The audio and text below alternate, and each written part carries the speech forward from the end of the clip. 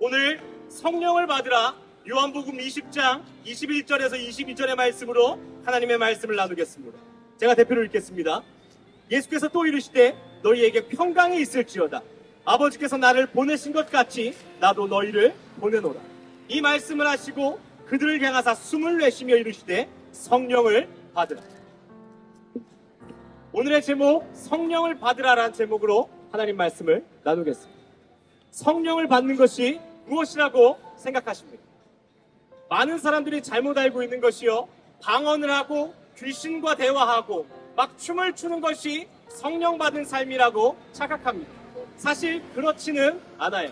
성령을 받았을 때 나오는 현상들이지 그것이 성령 받은 능력은 아닙니다.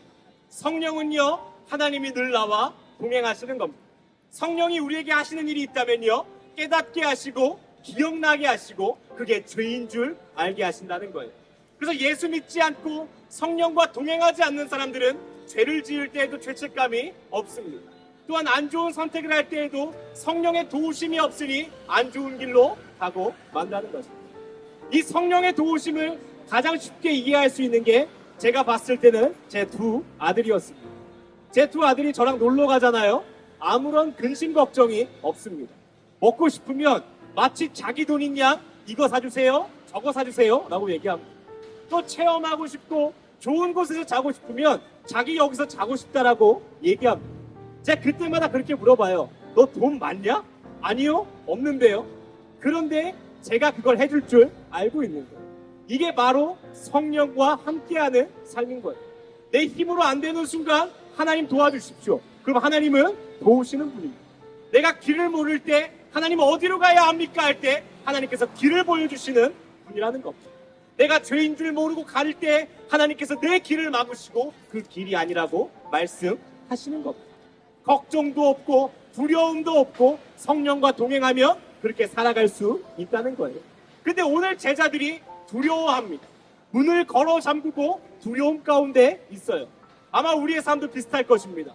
예수 믿는다, 또한 돈이 많다, 수많은 보험들이 있지만 두려움이 끊임없이 우리의 삶 가운데 찾아옵니다. 그때 예수님이 오늘 뭐라고 하시냐면 성령을 받으라고 말씀하십니다.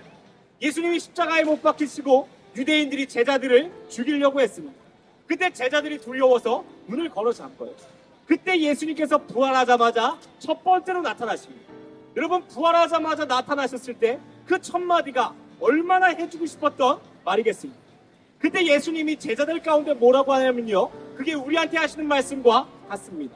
너희에게 평강이 있을지어다. 왜냐하면 우리의 삶은 두렵거든요. 제자들은 3년 넘게 예수님과 함께 했습니다. 근데 한순간 예수님이 사라진 거예요. 그러니까 그 삶이 얼마나 두렵습니다. 예수님이 오늘 우리에게 채워주시고 싶은 것은 평강이라는 거예요. 내가 힘들고 넘어지고 쓰러질 때 첫 번째로 오자마자 하시고 싶은 것은 너희에게 평강이 있을지어다. 그 평강이 있으려면 어떻게 해야 됩니까? 예수님이 살아계실 때는 같이 돌아다니고 밥 먹고 만질 수 있었습니다. 근데 예수님이 하늘로 올라가시면 또 제자들이 불안해할 것 같은 거예요. 그러니 누구를 보내십니까? 날마다 도우시는 성령을 보내신다는 겁니다. 근데 이렇게 좋은 성령, 깨닫게 하시고 우리에게 열매 맺게 하시고 우리에게 좋은 길로 인도하는 성령을 왜 교회 다니는 사람들에게서 찾아볼 수가 없을까? 아, 저 사람 성령이 충만한 것 같아, 저 사람 진짜 하나님과 동행하는 것 같아 라는 사람이 결코 많지 않습니다. 근데 성령을 누구나 원한다는 것이에요. 그 이유가 무엇이냐면 내 삶의 주인이 나이기 때문입니다. 성령을 받으려면 나는 죽고 예수로 살아야 합니다. 근데 예수님은 죽고 내가 주인 되고 싶은 게 내 삶이다 보니 성령님은 내 삶에 일할 수 없는 것입니다. 이걸 가장 쉽게 이해하는 것이요, 제가 5, 6년 전에 이 혼유 사고를 낸 적이 있거든요. 휘발유 차에 휘발유를 넣어야 되는데 경유를 넣고 만 거예요. 이 굉장히 큰 사고입니다. 차 전체가 망가질 수 있어요. 그래서 이 보험 견차를 불렀는데요, 이 제 차에는 아이들과 온 가족이 타고 있었어요. 그래서 다른 데 탈 수가 없는 것입니다. 그래서 제가 운전대에 앉아서 그냥 끌려가겠습니다 라고 얘기했어요. 근데 그 견인하시는 분이요, 절대로 안 된다는 거예요. 그래서 왜 안 됩니까? 라고 물어봤더니 자기도 모르게 끌려가다가 핸들을 꺾거나 브레이크를 밟는다는 거예요. 그 절대로 운전석에 앉아있으면 안 된다는 겁니다. 만약에 그 차에 사람이 탈 거라면 운전자만이라도 자기 옆에 타라는 거예요. 그리고 차키를 뽑아서 제가 그 차로 갔습니다.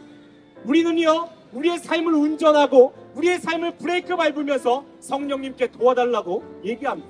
오늘 예수님이 우리한테 말씀하시는 건 그 운전자에서 내리라는 거예요. 내가 진짜 주인이 돼야 되고 내가 진짜 네 삶을 끌고 가야만 선한 길로 인도하여 주신다는 겁니다. 수많은 교회 다니는 사람들이 예수님을 복권처럼 여기고 보험처럼 여기기 때문에 성령님은 오늘도 우리 삶 가운데 일할 수 없는 것입니다. 그러니 어떻게 살아야 됩니까? 나는 죽고 예수로 살 때에 하나님은 우리와 함께 하십니다. 그걸 진짜 믿는 자는 오늘 나를 버릴 수 있는 거예요. 운전자의 자리에서 내려올 수 있는 것입니다. 그게 믿음입니다. 믿음 있는 자는 성령이 함께 하십니다. 그럼에도 오늘 수많은 교만과 우리의 생각이 성령 충만하지 못하도록 우리를 방해합니다. 그게 베드로에게는 무엇이었는지 아십니까? 그물이었어요. 자기의 능력이요. 예수님 없으면 나 그래도 돈 벌 수 있어.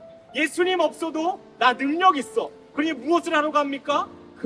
그물을 들고 물고기 잡으러 갑니다. 도마에게 그 성령 받지 못하는 장애물이 무엇인 줄 아십니까? 의심이에요. 나는 예수님을 만져보지 않고서는 나 예수님 믿을 수 없다는 겁니다. 수많은 장애물과 어려움으로 오늘 우리는 성령을 받지 못합니다.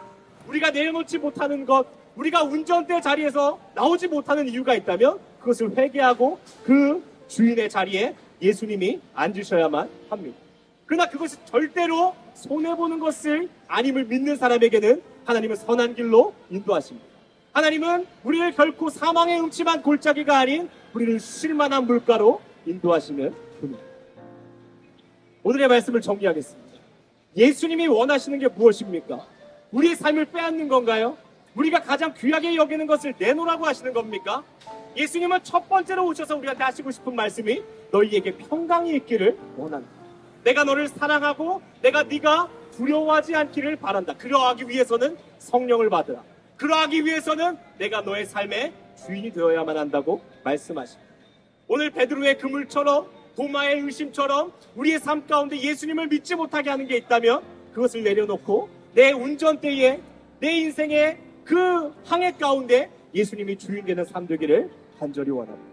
그때에 하나님은 우리를 선한 길로 가장 좋은 길로 인도하실 줄 믿습니다. 우리 같이 한번 기도하겠습니다.